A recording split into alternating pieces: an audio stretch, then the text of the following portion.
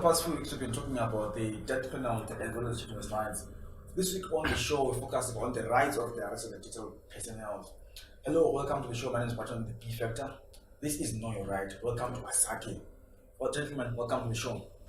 Thank you very much for introducing yourself. Introduce yourself to the viewers at home. My name is Ntandoyenkosi Moyo. I'm from Midlands State University. I'm studying law. I'm in my 4th year now. I'm Brian Robi, 4th year student at Zimbabwe University, studying law as well. Right, gentlemen, let's get into it. Rights of the arrested and detained persons. So, what does this right mean? Just in layman terms, let's break it down. What does it mean? Well, I think if I can start. Maybe let me lay the foundation this way. So, I think the right is important, but what's even more important is where you get it from in the Constitution. So, Constitution is divided into a lot of parts. So where we get this right, we get it under the subject of called fundamental human rights and freedoms. So this already is an elevation of all the rights that fall under that particular title are elevated in terms of the Constitution. Because, for example, if this right is violated, you can go straight to the Constitutional Court. Even you can go straight to the Constitutional Court. So this right is given more protection than other rights, if I were to say, because of where you get it from. So it's very important for the viewers to understand that before we get into dissecting section by section what it entails, is for people to understand where you get the right, and where you get the right shows its importance in the Constitution, and this already is proven by this right. Right. Let's just go into detail of the rights of the arrested. It says any person who is arrested must be informed at the time of arrest of the reason for the arrest. B must be permitted without delay. What does it mean? Okay. First thing that we need to understand is that we operate in a adversarial criminal justice in Zimbabwe, and everything Zimbabwe is a constitutional democracy. It's a democracy that is governed by the Constitution, meaning all the executive powers, everything else that is being done must be done according to the constitutional order. So when the police are arresting you, there are certain things that they have to follow. There are certain liberties, there are certain rights that you have when you're being arrested. So what Section 50 does there is to provide for your rights when you're being arrested or when you're being detained. That what you need to know, this is what you are entitled to in terms of the law. And maybe to add on, like from the section that you just read out, so you have to be informed promptly of why you are being arrested. So in Zimbabwe, there is no I'll arrest you now and tell you the crime or the violation later. Before you actually arrest a person, they need to know exactly why you're arresting them in order for you to justify why you're limiting their rights to liberty. Outside of that, any arrest where you're not told of why you're being arrested for, it's not constitutional within the ambit of the law, and you can challenge it as an unlawful arrest. For example, if that goes on into court, a judge or a magistrate can dismiss you or dismiss the case on the basis of that you were arrested without being told promptly of what you're being charged of. Right.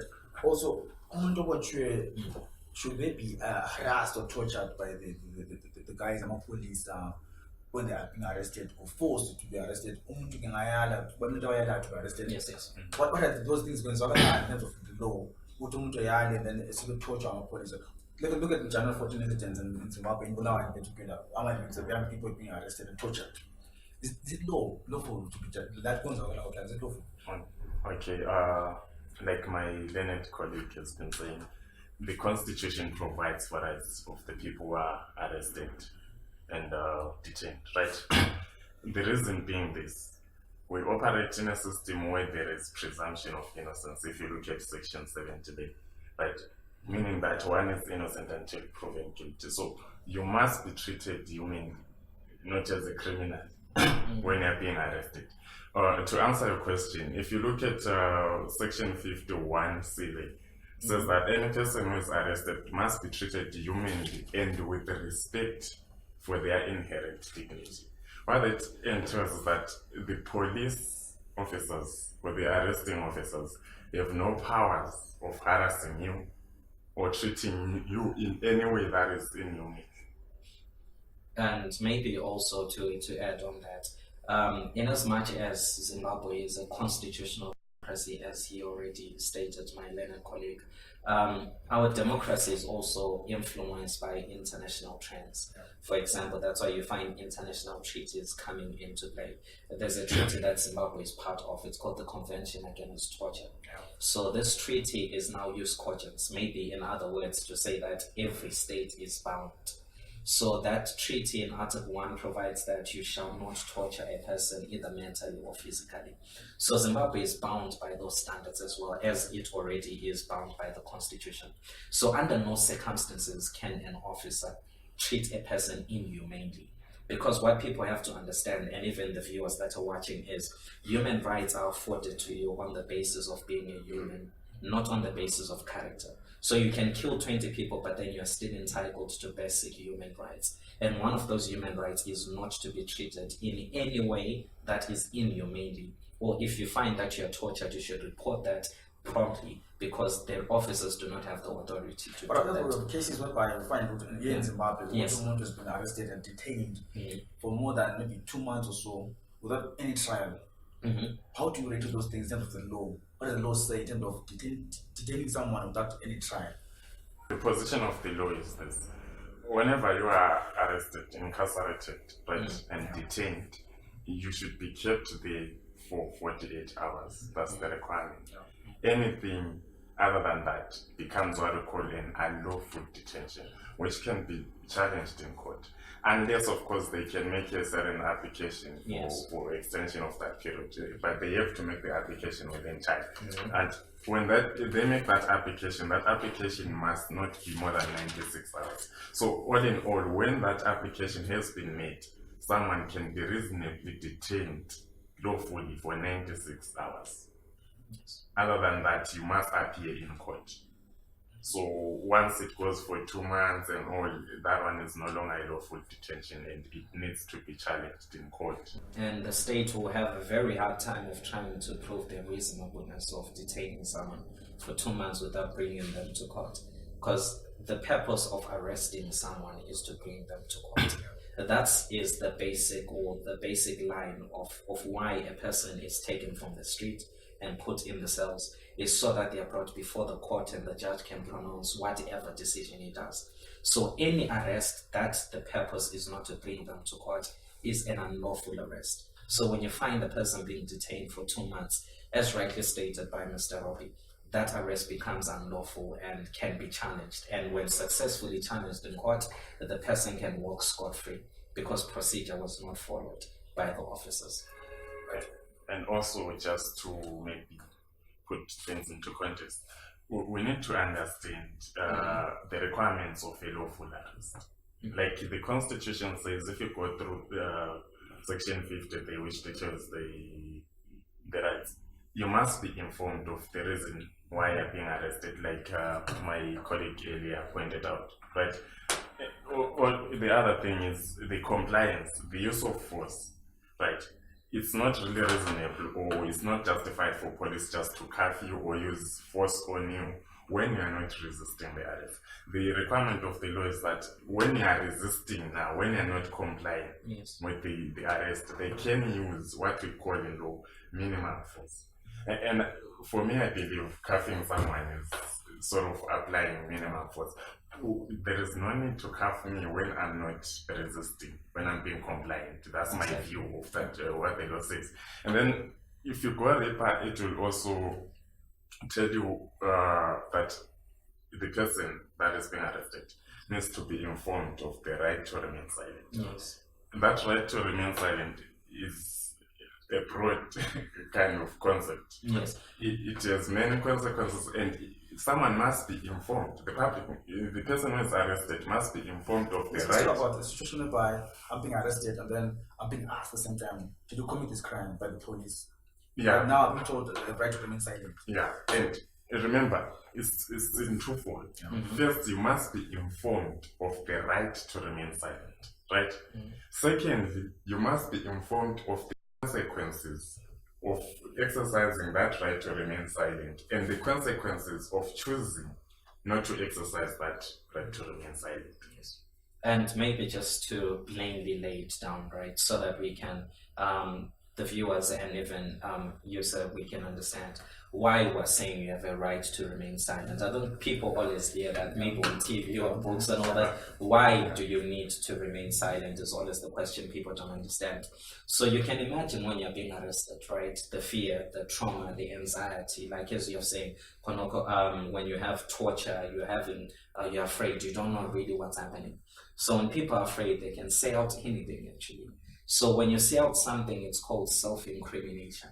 So when you speak something, for example, within that situation of anxiety, you're not thinking right, you're not thinking straight. So that's why you have the right to remain silent, so that you do not say things at the end of the day that can be used against you in the court of law. For example, in the officer said, but then when we arrested you, you said 1, 2, 3. So that's why you remain silent until you get a legal opinion in the form of a lawyer, where then you can be interviewed by the police in his presence, or you can be interviewed by the police later on when the anxiety and the emotions have died down, so that when you speak things, you're saying them in the right sense of mind, in the right state of mind. Do you understand why then it becomes important for a person to understand that you can keep quiet and only speak later on when you're now ready and when you understand and when your mind is settled, so that you do not say things at the end of the day that can be used against you. Right. So, in the Constitution of Zimbabwe says somewhere you can be given a lawyer by the state. Yes. So you can also hire a private lawyer. In the case that you can't afford a private lawyer, take us through the procedure of getting a state lawyer, and what are the advantages of getting a state lawyer and disadvantages of getting a state lawyer? I think maybe the most important advantage that people should know is it's cheap. Well, let me not say it's cheap, because you don't really pay anything if you're getting a state lawyer. That in terms could of winning be the case. okay. Yeah, in terms of winning the case. Now, winning the case is on a case-to-case basis. Now, we can't really bring an answer to say you won it because you had a private lawyer, or you lost it because you had a state lawyer either. So a lawyer looks at the facts. He looks at the facts of the case. You can have the best lawyer in the world, but then still lose the case. So it's not really incumbent on who you get or who's representing you.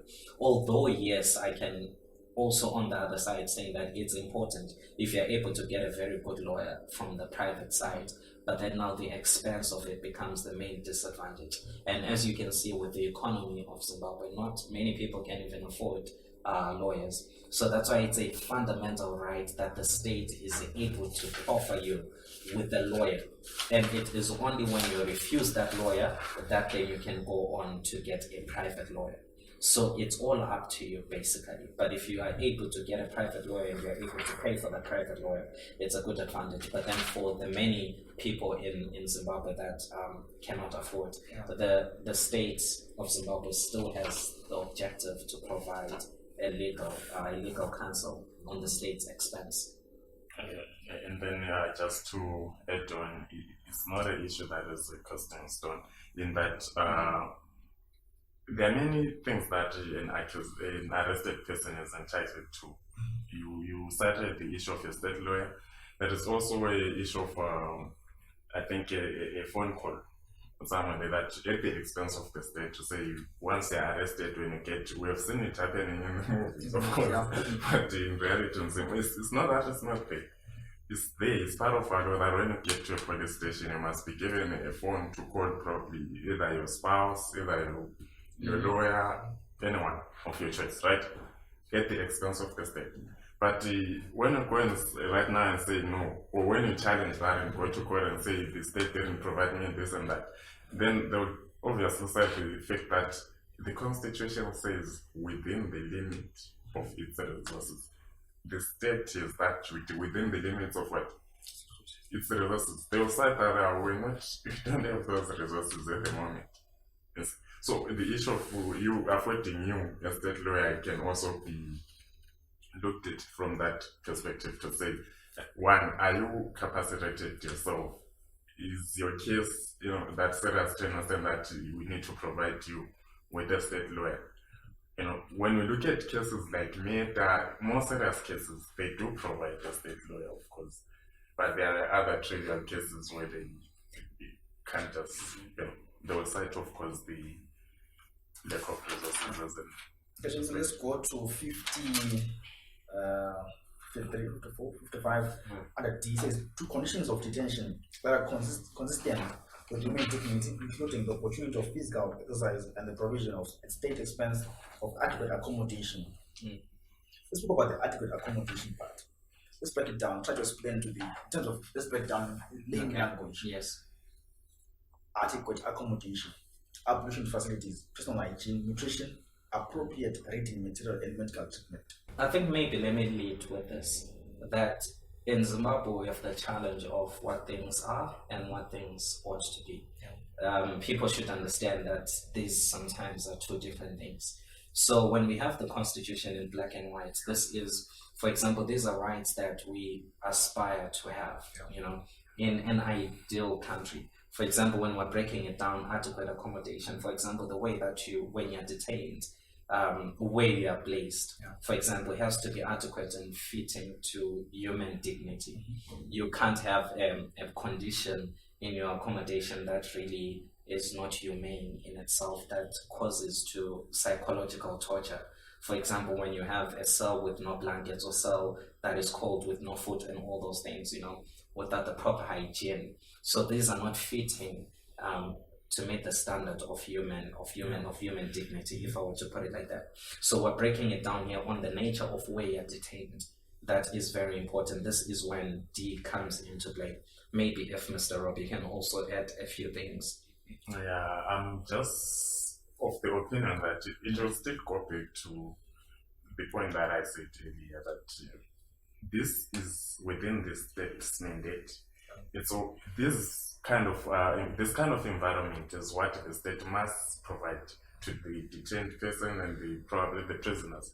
But of course, if you go to visit many of our prisons today, it's just the opposite of what is written. However, if there are 15 people in a small cell, 15 people in a small cell, there's no proper hygiene, there's no proper nutrition. Isn't that a violation of human rights? It is, but when you go now and start challenging it, the question or their defense, the state defense, will simply argue that we are currently having a challenge of resources. We don't have adequate resources to ensure that those standards are met. But it is a constitutional right, and the state, I don't know how we need to, or how the legislators or how we can improve our system to understand that, to make sure that the state complies with these mandates and obligations. Maybe also to add on with, if you still remember what I said when we started the interview, that this right is important, but then even more so because of where you find it in the Constitution.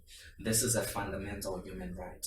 So the fundamental human right entails that, for example, if there is infringement, if you were to go to section 85 of the Constitution, if there's infringement or likelihood of infringement of any right within that section, also including section 50, you can proceed directly to the Constitutional Court.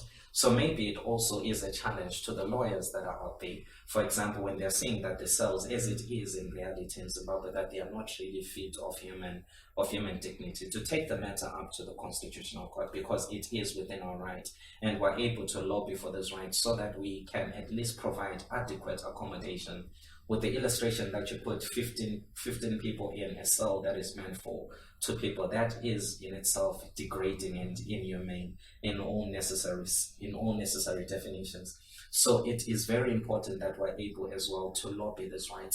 And as Mr. Robi has already stated, that the term within the limits of the state shouldn't be an excuse of actually not doing anything, right? It should be at least a reason for saying, okay, we're doing this much, but we're falling short here. So when we use that argument within the Constitution, it was not meant for the defense or the state to escape liability, for them to fold their hands and say, we will not do anything. And in case that we're brought to court, we will only say, well, it's within our limitation of resources. No, that was put forward so that at least you do as much. And yes, we do admit that we cannot do to an extent of first world countries, but that also is no excuse to sitting down and not doing anything. For example, if you look at cells in South Africa, another fellow third world country, you find that they are actually humane. You find that there's warm water. You find that all these basic needs of human beings are being met. So exactly, if you have the state also looking into it and making it a goal, for example, and a priority to actually push towards having cells and having prisons and detention centers that are up to standard, then I feel like we can move forward as a state, and we can actually protect all these rights that we're speaking I was surprised during this earlier this week when in South Africa they were voting. Yes. The people who are detained, who are arrested, they have the right to vote. Yes. And they were allowed to go and cast their vote and exercise their human right. True. But unlike in Zimbabwe, if you're arrested, you're not allowed to vote. Let's just dwell on that. Isn't that taking away someone's rights by saying you're not allowed to vote? In Zimbabwe, you lose your rights. How do you reach a point by arrest you and then you lose your rights? Within Zimbabwean context, right, political rights, section 67. Simple says every Zimbabwean citizen has the right, and it goes on to list the rights that are there, and the right to vote is one of them. If you look at 3A there,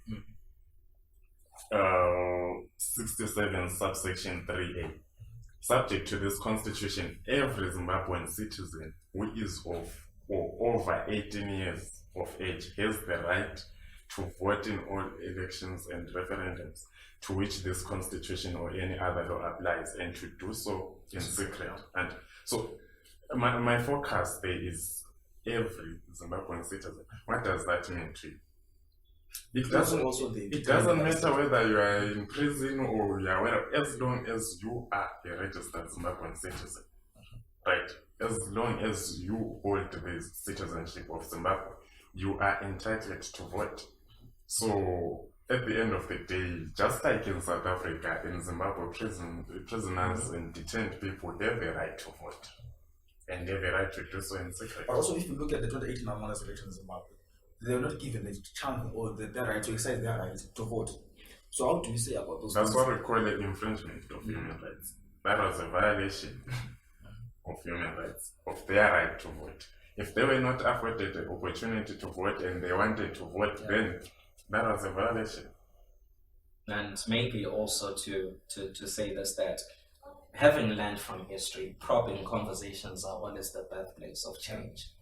Sitting down and talking about violations is actually how they are corrected in essence. So as we sit and discuss all of these things, we also believe that this is a foundation. This is so that when we're preparing for the next coming elections, such conversation that I had right now can actually influence change and have people also have their rights, regardless of whether they're in prison or not, to vote. Right. Let's also talk about Linda Masarira, the activist. During a time when she was arrested, they are alleging that she was put in a prison cell meant for males. She's a female, she was put there in a prison cell for meant for males. How do we relate to those infringements and violations of their rights? Well, I think that's clear. That's a clear violation of human rights that we cannot also hide away from. Maybe from the issue of seeing Section 50, subparagraph 1C, of being treated humanely and with respect to inherent dignity. The inherent dignity part also can go to speak about on sex part, that everyone has got that inherent dignity. I'm a female, I'm a male, so I cannot be put in conditions, for example, that only cater for men, or be put in conditions where they are men and you're a female. So outrightly also that is an infringement of human rights. So what I said earlier is that in Zimbabwe there is that clear distinction of what things are and what things ought to be. And the only way we can bridge that gap is also when we sit down and talk about these things and pointing out that this was incorrect, this should have been done this way, so that we can move on and have what's written on paper and what's happening in people's lives being in tandem and in one line. Also speaking of arrest, you hear sometimes ordinary Zimbabweans like me, if I'm supposed to be arrested, they will come to my place, to my home, and arrest me. But some people who are summoned who are told to report to the police station at time. What's the difference between me, the ordinary citizen, and other people who are supposed to report to the police station? What's the difference there in terms of the law? Reporting in terms of what? Because I think reporting conditions comes in cases of bail. Maybe I think if I can put it this way, I think what Sir is meaning is the ways of getting an accused to come to court, because that's the purpose of arresting. So there's either detainment or there's the issuing of summons. For example, like as what you said, in your house they come and arrest you and they take you to a prison, or someone is issued with summons and say proceed to court on this date. So these are two ways of having an accused come to court. There's the detention or there's the issuing of summons. So for example, the officers, they can look at the facts of the case generally. For example, let's say a businessman who has assets in Zimbabwe. Those people are unlikely to flee, so you can find them actually being issued with summons from their workplace to say proceed to court on this day. So also, as an ordinary Zimbabwean or ordinary civilians, these are rights that are afforded to everyone. It doesn't matter with who you are. So an officer can look at the facts, they can look at the case, and they look at if, for example, if I just call this person to come to court, will they come or will they run away? So if their answer is yes, and it's reasonable that from the facts you can run away, then they can proceed by actually arresting you and keeping you in cells before you go to court. But generally, officers look at the situations. There is no difference between you ordinary Zimbabweans or whoever is a Zimbabwean. All of us are Zimbabweans and are equal before the law. Yeah, and then in a different dimension, but just expanding on what my colleague friend is saying. It's a matter of balancing. We have the rights of the accused person, right? And also we have the interest of justice on the other hand.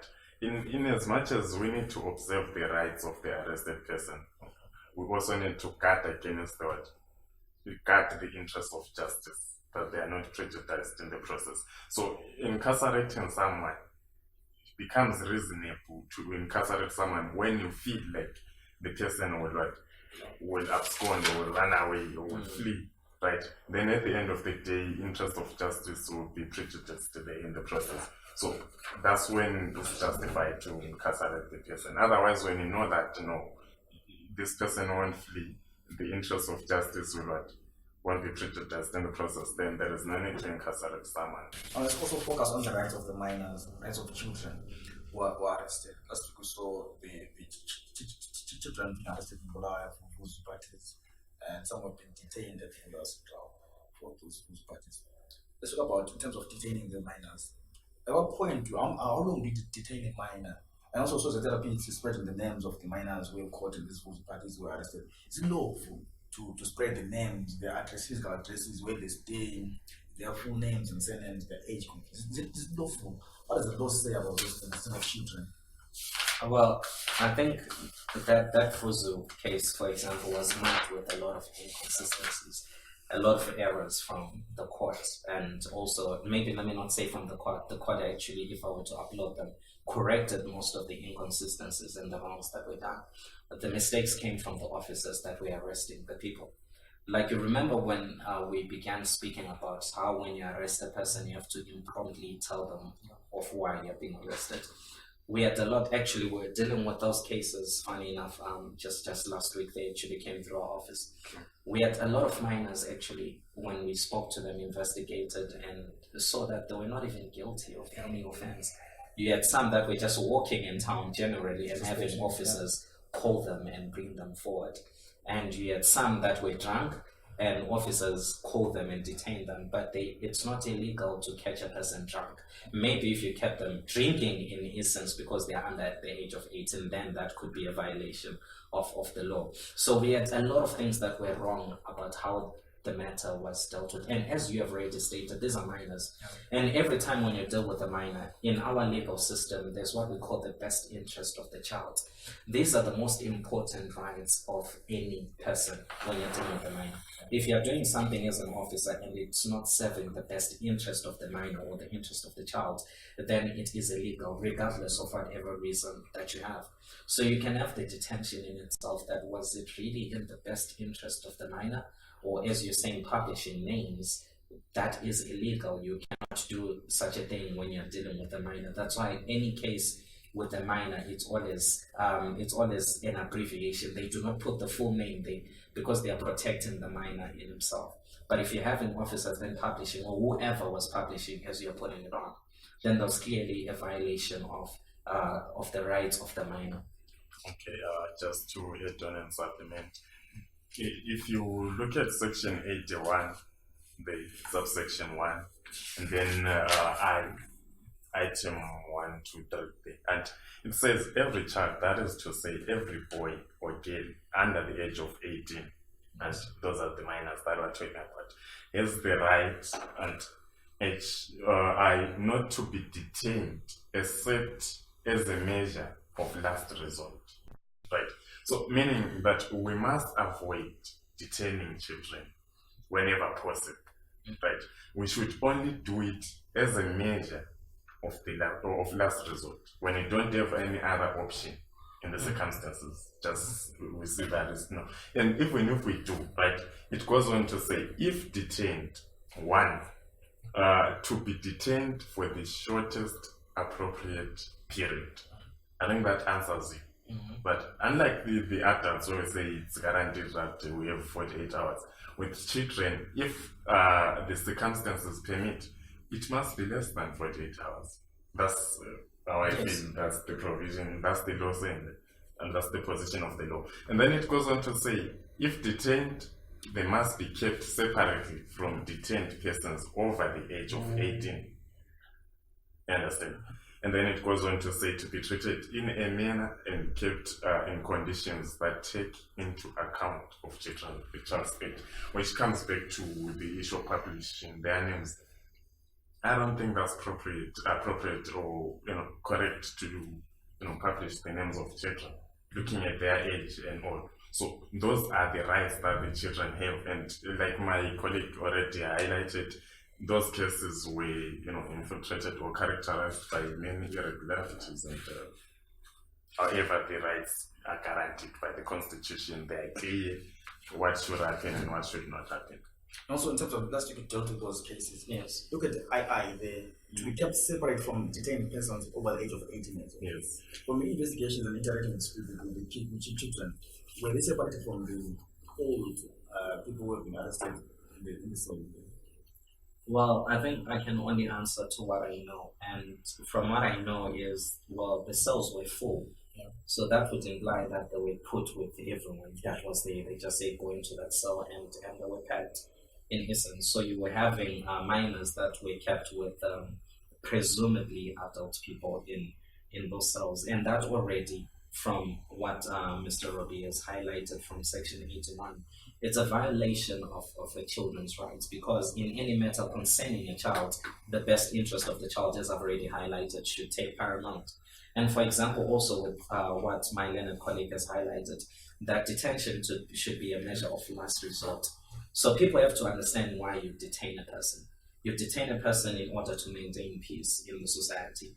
For example, if one person is a threat to a society or general peace of a society, then you are able to separate them from the society or the people and put them in detention. But if you have the children, those that were just walking in town, maybe some that were making noise, just literally making noise, you could argue whether that was actually justified for you to detain on those bases only. And also to detain them, some were detained even past 48 hours, and that is not the shortest appropriate time that the Constitution is advocating for. So as I already stated, this case were dealt with a lot of irregularities. They should have been dealt with in a far better alternative measure that you find that the officers did not, and that was a violation of rights. Exactly, and in my view, right, the other reason for detaining someone, as we already said, is where we feel like the interest of justice will be prejudiced, right? So in this kind of scenario, I feel like, or I'm of the opinion that, these obvious children need guardians. To understand that after the arrest, they could release them into the custody of their guardians to say, at a such date, please come with your child in court. It wasn't necessary to, incarcerate them and detain them, because the effects of a detention to a child are daunting. And also speaking biologically, a child's brain is still developing. Exactly. So the most important thing is rehabilitation than punishment in essence. Because when you punish a child to that extent, you actually destroy them forever if you were to speak about it in a clinical and in a scientific manner. So you're having children that were detained past 48 hours, some 48 hours, that were exposed to conditions that a child shouldn't have been exposed to conditions. And in an attempt of trying to correct those children, hindsight, we're actually making them even more worse. So that's why when we're dealing with children, it's very imperative that we put on delicate hands. We handle them delicately because we understand that they're still young. They made mistakes. If they did make a mistake, they violated the law. If they did violate the law in essence, but then also to know that in cases like that, how do we make sure that we deal with this matter in a justified way, in the interest of justice, as put across by my learned colleague. And when it comes to, personally, I don't have a problem with our constitutional dispensation. It's rich enough, in my view. But now, the challenge comes to the issue of constitutionality. As a country, as a state, are we observing the constitution? Or what can be done now to follow all those rights? Because all those issues are well cared for when it comes to our constitutional dispensation. It's there on the paper, but now the issue of now claiming our rights, claiming the rights that are there, and making sure that those rights are observed, are respected, are promoted, are protected at all costs. That's the only challenge that we have as a country. If you're just joining us, Know Your Right, and this is Know Your Right, Consent for Information Technology. Right, today we're focusing on Chapter 50 of the Constitution, the rights of the arrested and detained persons. Gentlemen, let's now focus on the rights of the disabled and the elderly in terms of being arrested. What are the provisions there for the elderly and for those with disabled people in terms of being arrested? Because we saw during the January 14 events whereby someone was working using crashes, they were arrested and put with the other people in cells. What are the provisions? What does the Constitution say about the rights of the elderly and disabled in terms of being arrested and detained in prisons? I think also we have to add on to the way we started in discussing Section 50, that the way you find the right in the Constitution determines its level of importance, if I were to put it across this way. So when you go to the rights of the elderly, like Section 82, it poses a question if they are actually justiciable. Like by justiciable, we're meaning this, that in case of them being violated, can you really take it to court? And when you take it to court, how do you take it, or under what matter?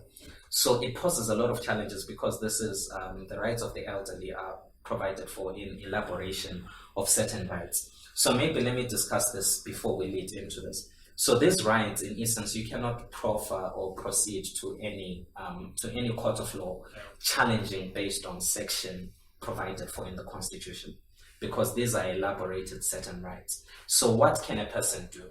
A person now has to go to the Act of Parliament that is providing for those rights. It's called the principle of subsidiarity under our law. So, for example, if a right of the elderly, if we were to read Section 82, maybe Section 82, subparagraph A, that people over the age of 70 years have the right to receive reasonable care and assistance from their families and the state.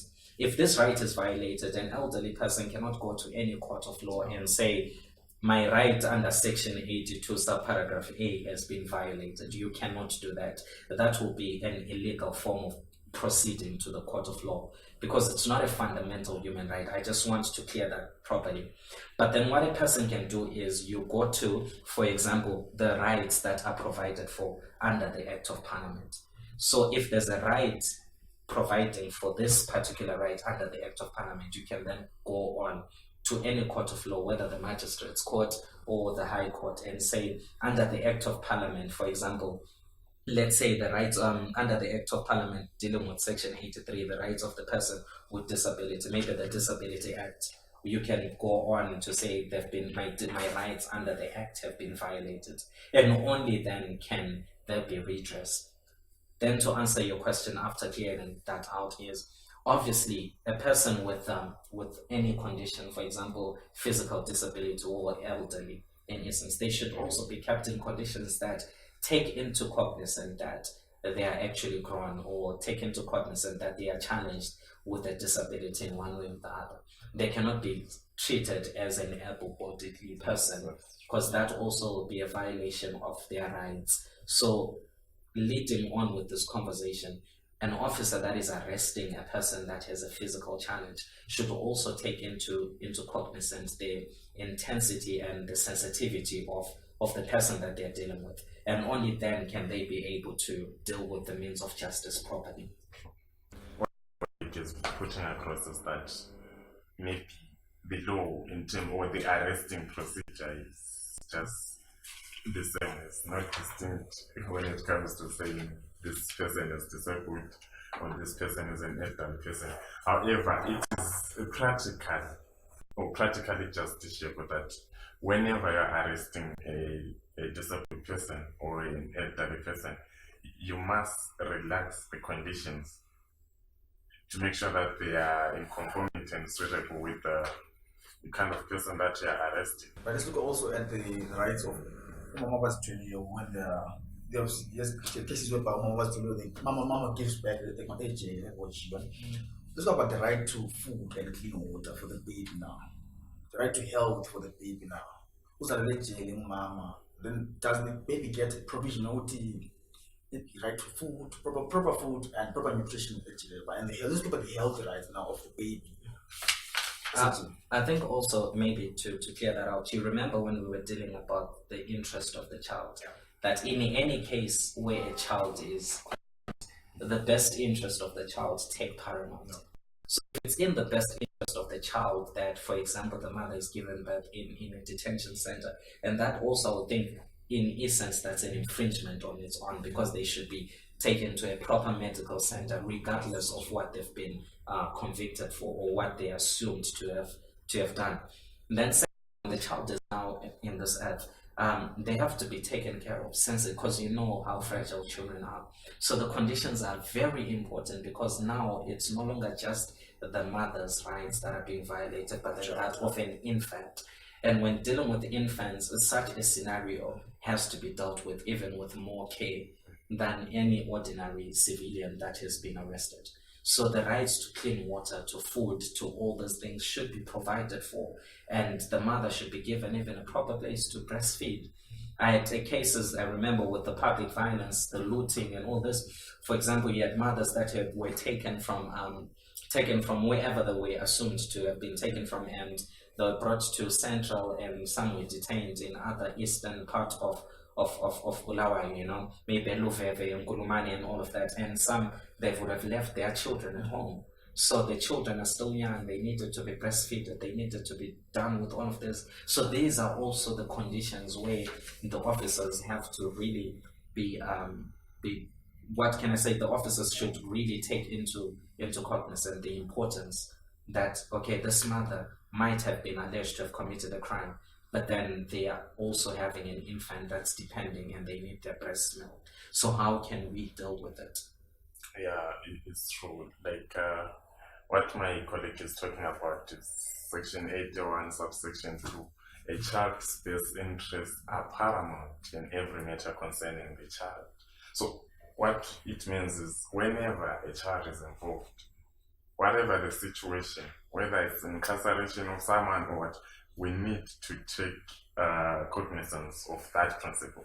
It's not just a national principle. Yes. It's an international principle. Exactly. In terms of the CRC, Convention on the Rights of the Child, Yes. to which Zimbabwe is the signatory and the part. Understand? To understand that as a country, we are not only guided by national law, we are also guided by international standards. So whenever children are involved, children are very sensitive, and our administrative must make sure that their best interests are observed and respected.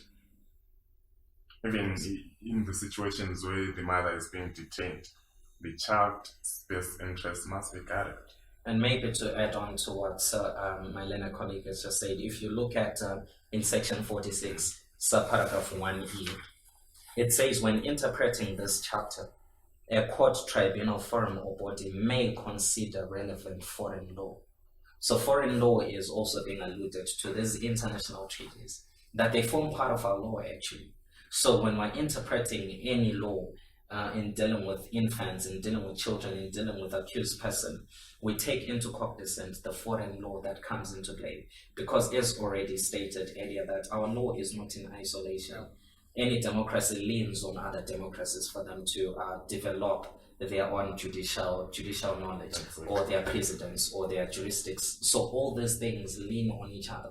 So when you look at other foreign laws and the treaties that we're part of, that we have assigned to, and they form part of our law. So we cannot make a decision that goes contrary, for example, to the CRC as already proffered for, well learned by my colleague. So all these things should be taken into cognizance. And also still on the same interpretation clause that my colleague is citing, if you look at C there, it says must take into account international law and all treaties and conventions to which Zimbabwe is a part. I want you to take note of the must there. It's a parental obligation. That means we don't have an option, right? Yes. It's a must do whenever we're dealing with. So at the end of the day, the best interest of the child principle is an international principle, which we must take into account because we are part of the conventions that provide for it. The conventions like CRC, the Convention on the Rights of the Child, also the one on African Charter on the Rights of the Child. On the rights of the child. We subscribe to all those conventions, and whatever we're doing, whenever our children or minors are involved, whatever situation, we must make sure that the best interests of the child are prioritized. Gentlemen, time is moving fast. Now, in closing, last question for the show is: do people lose their rights when they are arrested? Just a short answer. Do people lose their rights when they are arrested in Zimbabwe? You don't lose your right when you're arrested, right? These rights are there in the Constitution. They are for everyone who is a Zimbabwean citizen. Regardless whether you are arrested or you are not arrested, you are a convicted criminal or you are not a convicted criminal, you still have those rights, which rights can only be limited in terms of law, right? Maybe in terms of Section 87, the 86, the limitation clause, right? And then, or in terms of other rights, right? As long as it is a lawful limitation. Other than that, no one is entitled to take away your rights. Just like maybe also to allude to the limitation of rights is this, okay? So when you're arrested, one thing that people need to understand is this: a right is extended because you're a human being, not because of what you have done or what you presumed to have been done. So whether you're in a cell, whether you're outside, you're a human right, and because of that virtue, you have human rights, right? And then secondly, on the limitation of human rights, yes, a state can limit your rights, but only within the ambits of the law. The ambits of the law are provided for in Section 86. So anything outside Section 86 of the Constitution, it is not justifiable in limiting your rights. So that is very important for the viewers to understand, that your rights can be limited, but only limitation that is reasonable and that is fair in a democratic society. Right, gentlemen, thanks so much for your time. Thank you very much for having us. Viewers at home. Yeah. Right, this has been Know Your Right. We've been talking about Section 50, the right of detain persons and the other persons. Till next time, please know your right. Hashtag Asaki. Do follow us on Twitter at SIZW. Do follow us on Facebook at Center for Innovation Technology. Till next time, hashtag Asaki.